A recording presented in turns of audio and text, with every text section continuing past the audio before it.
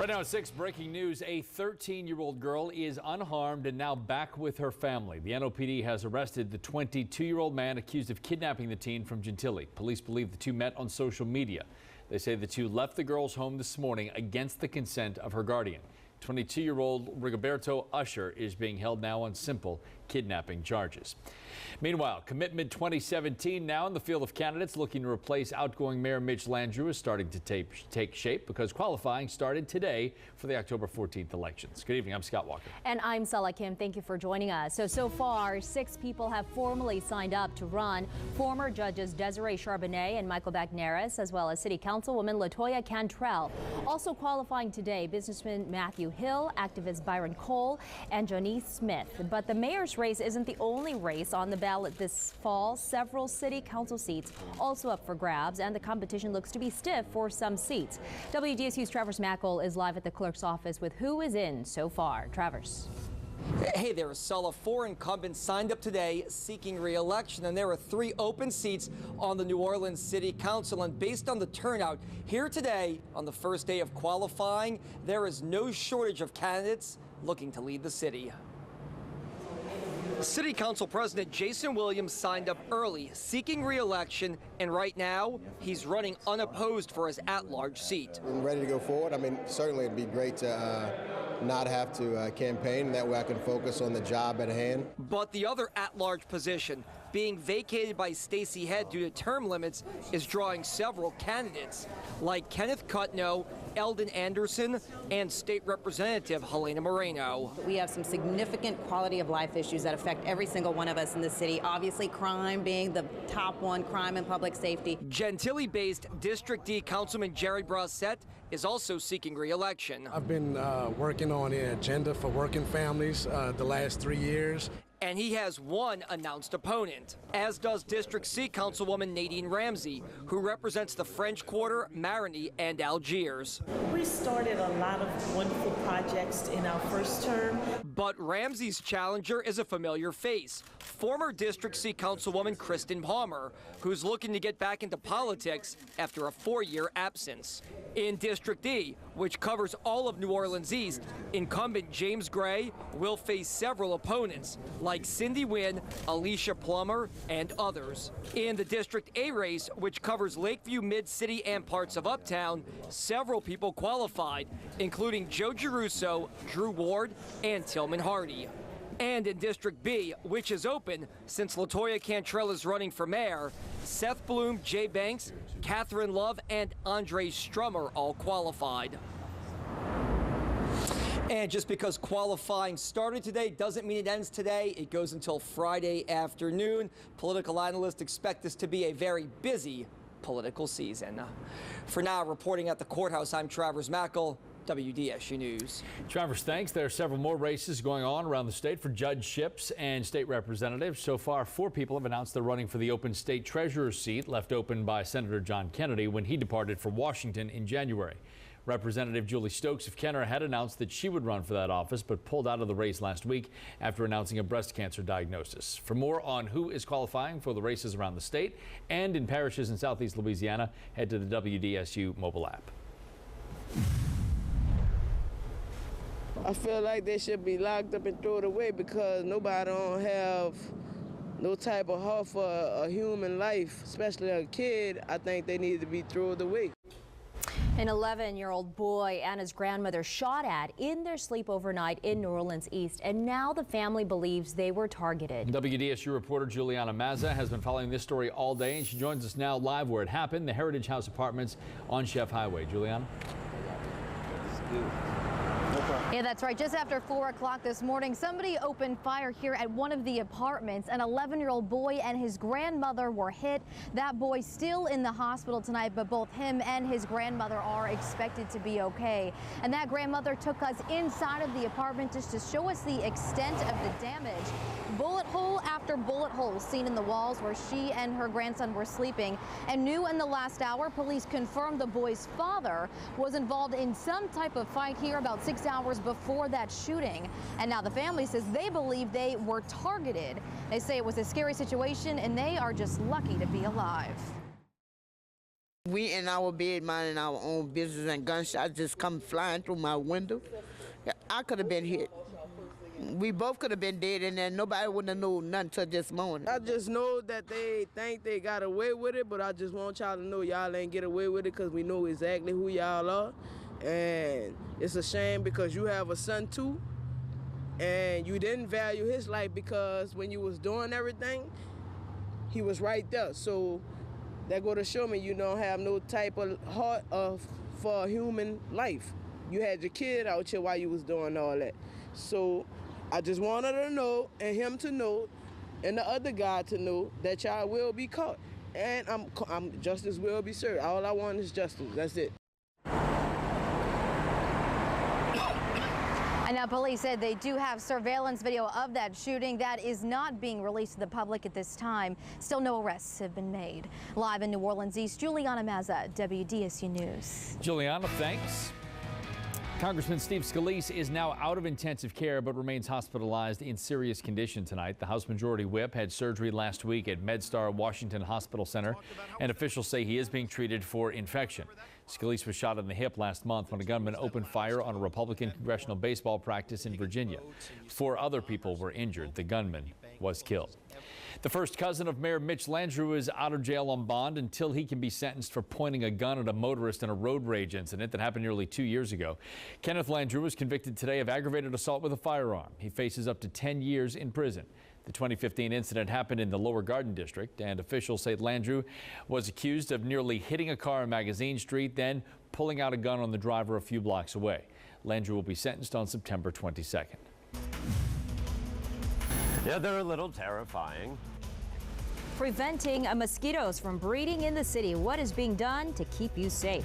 Plus, free health screenings in 3 parishes, how it's helping the military get the training they need. And your rain and storm chances going up. I'll let you know when.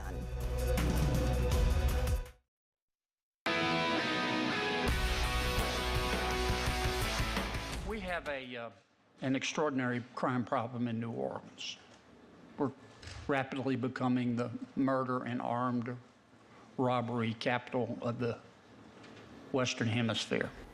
Senator John Kennedy today targeting New Orleans crime as he addressed potential FBI Director Christopher Wray. Senator Kennedy's comments follow an op-ed about fixing New Orleans crime problems. He suggests reversing the effects of a hiring freeze on the NOPD, listening to District Attorney Leon Canizero, and asking for help from law enforcement officials in other parishes.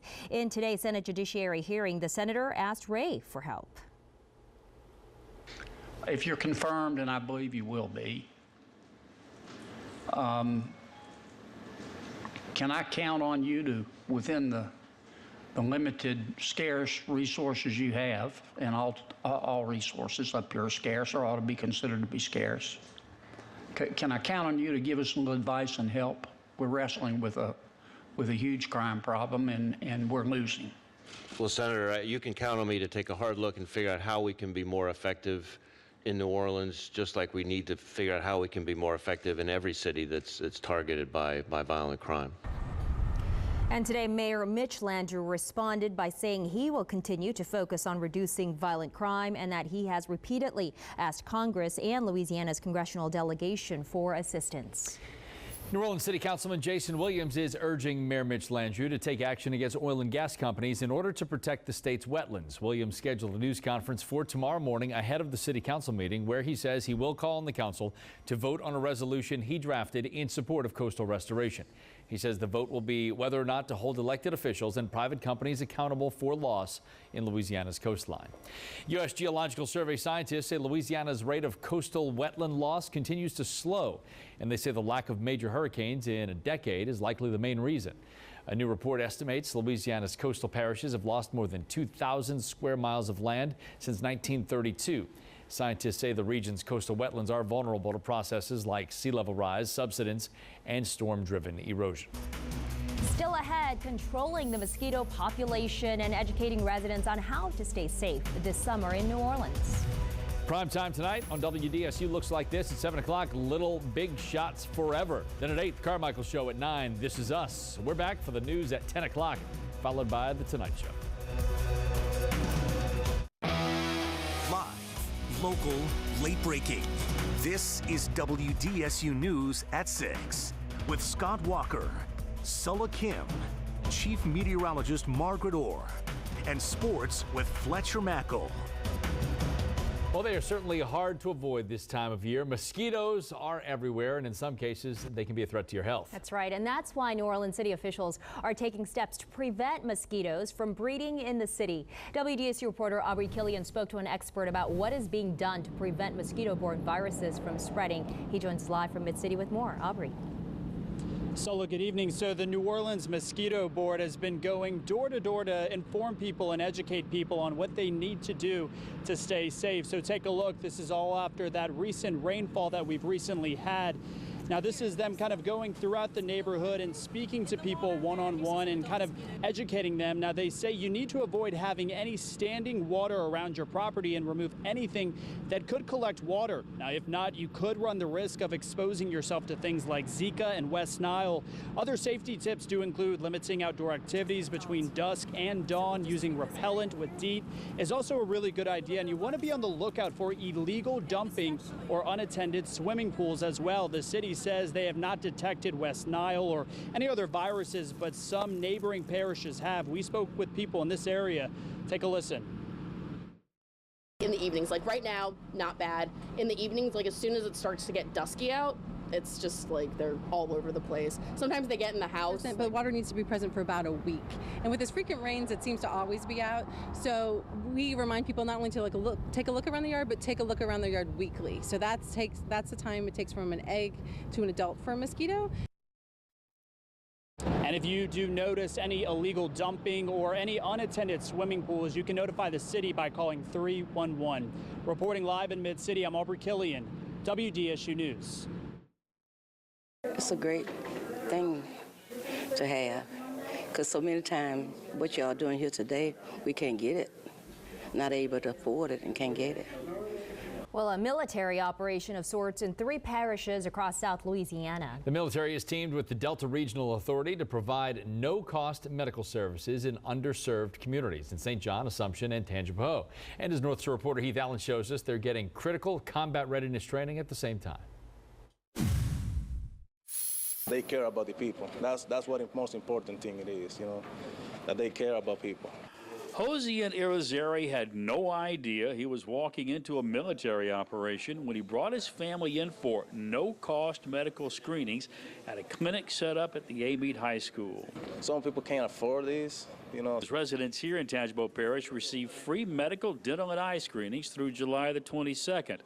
The Louisiana Cares Clinic, part of the military's innovative readiness training, literally prepping medical personnel for wartime missions, while at the same time taking care of the underserved. And we're setting up a clinic, and we're doing this in a calm environment where we're not in a combat environment, so that we can learn if we're providing the correct logistics. When I'm able to fill a need like this, give my time to people in need, it's just one of the greatest feelings that I could ever have. The services are provided through the Delta Regional Authority, matching the medical teams to the underserved areas.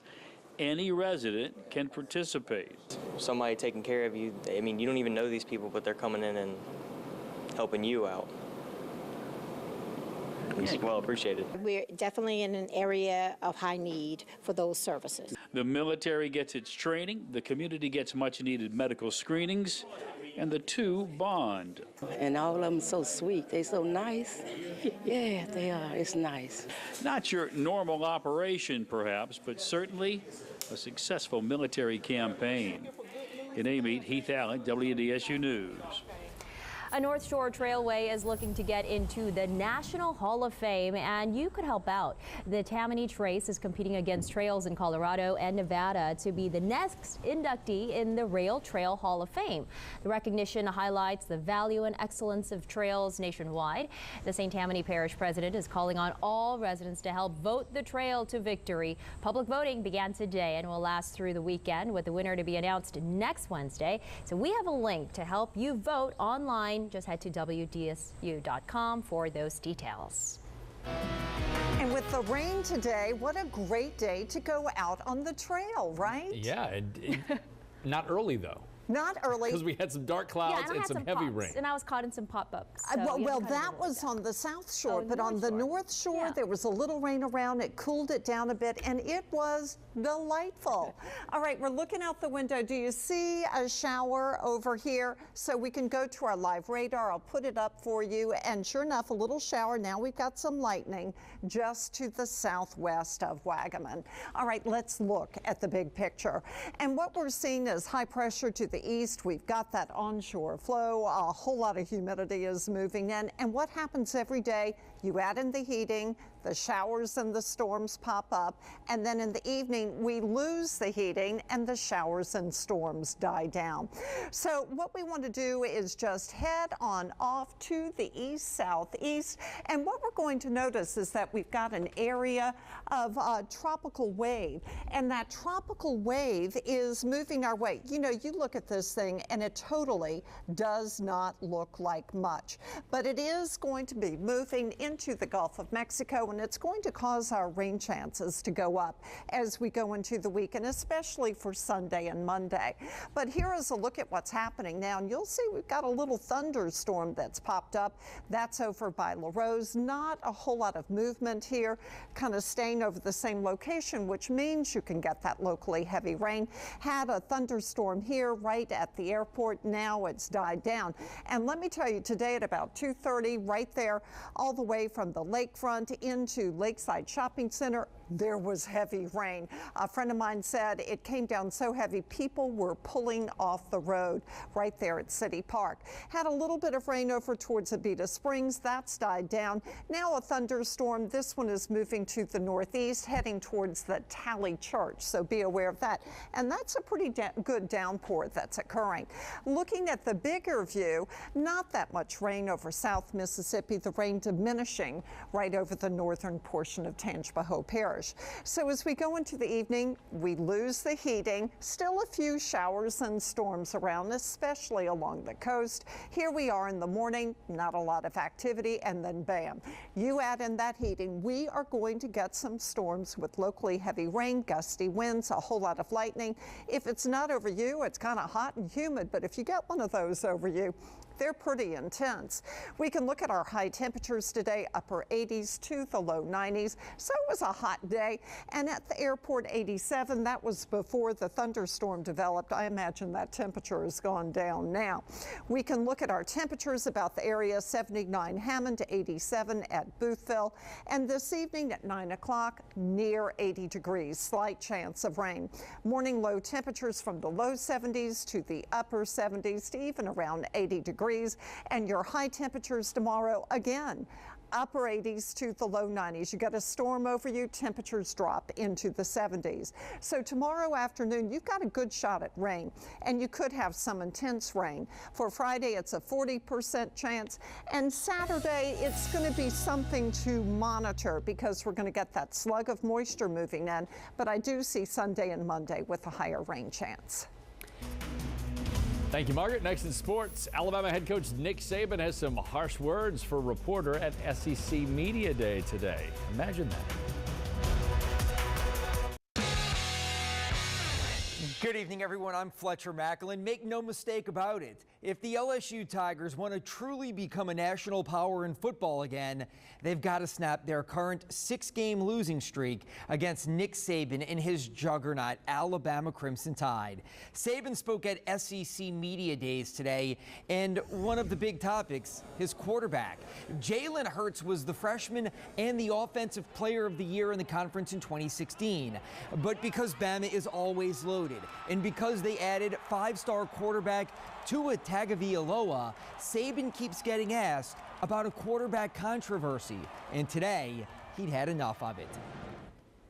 Asked a few minutes ago. You're the only one saying that. Well, Bozeman put it best. Create it right now. No, Bozeman put it best, saying that they want drama. That. All right, so I don't know who's saying that. Yeah, all right, so it's like me saying somebody said it's going to have a hurricane outside today. Is that right or wrong? It's just, I just said it. So that means I created something that makes everybody panic and creates news and go out there and get people excited and interested and afraid. Look, we have a lot of competition at a lot of positions, all right, and we're going to play the best players. I think our players respect that, and that's what we're going to do. We're going to try to develop every player on our team to be the best player they can be, all right, but we're not going to tolerate people making stuff up, all right, just to create interest, which I understand and respect. That's your job, but just not going to happen. I was waiting for that one, man. That was like a hanging curveball. The annual ESPY Awards are this evening, and two very prominent New Orleanians will be front and center. Super Bowl champion Peyton Manning is hosting the event, which honors sports achievement, and Jarius J.J. Robertson will receive the Jimmy V Perseverance Award. J.J. is, of course, the Saints superfan who's battled chronic liver disease since birth. Speaking of the Saints, happy 90th birthday to team owner Tom Benson. Mr. Benson, of course, owns the Saints and the NBA's New Orleans Pelicans, Louisiana's richest man. Forbes estimates Benson's worth at $2.6 billion. Benson hoisted the Lombardi Trophy when the Saints won Super Bowl 44, and maybe one day he'll get to hold the O'Brien Trophy if the Pelicans ever put it together. Speaking of the Pels, the team in action in the Las Vegas Summer League taking on the Atlanta Hawks today. Two guys have really shined in Sin City for the Pelicans. Quinn Cook, the guard, and Sheck Diallo, the Pelicans' second-year man out of Kansas. Quinn Cook was feeling it today. He started out the game 6 of 6 to help the Pelicans go on an 11-0 run. He also dished out 7 assists, one right there to Sheck Diallo, and the Pels go on to win. The final score, 105-95. And that's a look at sports. We'll talk about the ESPYs coming up tonight at 10 o'clock. Little JJ. That's fantastic. Go Pels. That's great. Final check on the forecast. So some scattered activity this evening that dies down, then it's going to fire up again tomorrow. So again, keep that umbrella handy. All right. Thank you, Margaret. That's it for us at 6. Thank you for watching.